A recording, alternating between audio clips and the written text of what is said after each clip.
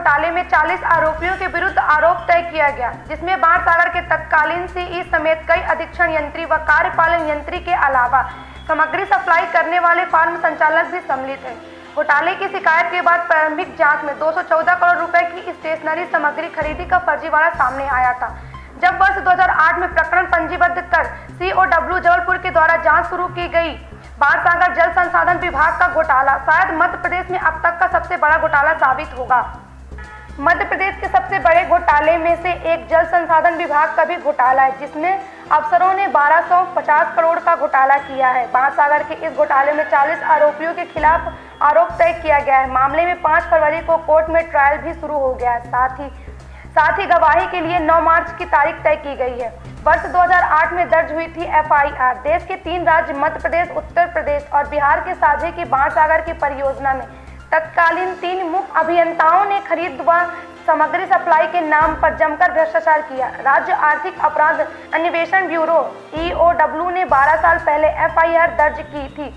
लोक अभियोजना के मुताबिक यह घोटाला 1250 करोड़ से भी अधिक का है। 40 आरोपियों के विरुद्ध तय किया गया आरोप।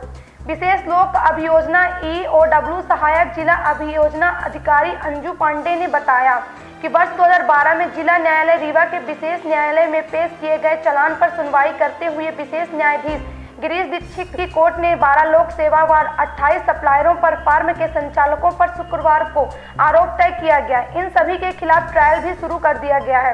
EOW ने दर्ज किया था प्रकरण।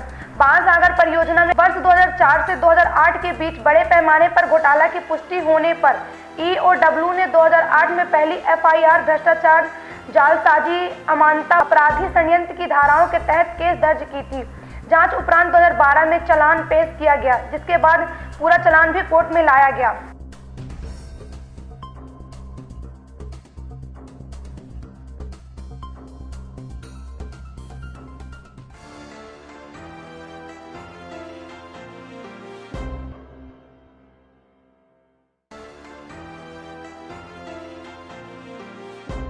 है 1978 में बाणसागर परियोजना के लिए जो राशि सैंक्शन हुई थी और 2006 में उक्त राशि 1250 करोड़ के आसपास हो गई थी।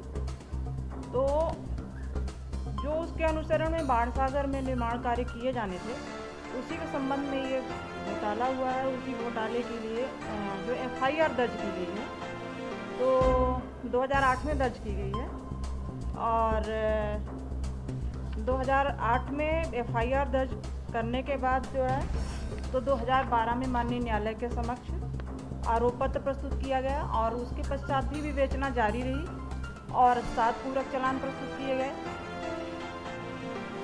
आरोपी गणों के विरुद्ध जो चालान प्रस्तुत किए गए थे, तो एक मुख्य चालान और पूरक चालान मिला के जो है तो करीब 46 आरोपी हो गए थे और कुछ आरोपियों का नाम दोबारा आया था, जिस वजह से उनकी संख्या बढ़ गई थी।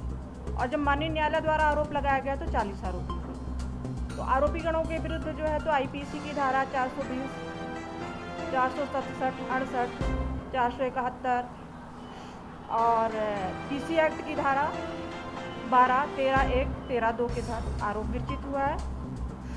मेरे द्वारा ट्रायल प्रोग्राम प्रस्तुत करने के पश्चात न्यायालय द्वारा जो है तो 9 तारीख को साक्ष्य के लिए तारीख नियत की गई है।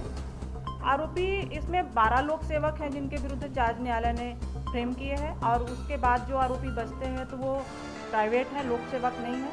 उनमें से कुछ सप्लायर्स हैं और कुछ जो हैं तो जिनसे सामग्री क्रय की गई है वो कुछ के दस्तावेज। ये अभी कुछ कहा नहीं जा सकता है इसके बारे में कि कितना है, क्योंकि जब आप डिटेल स्टडी करेंगे तो और भी चीज़ें सामने आती है। जो प्राइमा फेसी स्पष्ट होता है तो 1250 करोड़। इसमें इन्वेस्टिगेटिंग ऑफिसर कई थे, 10 थे करीब, लेकिन जो ओवरऑल विवेचना की थी तो SS शुक्ला साहब ने की थी, जो कि इस समय पुलिस उपाधीक्षक जबलपुर। कुछ कार्यरत हैं और कुछ रिटायर हो गए हैं। जो कार्यरत हैं उनके विरुद्ध अभियोजन सैंक्शन हुआ है और उसके पश्चात जो है तो आरोप विरचित हुआ है।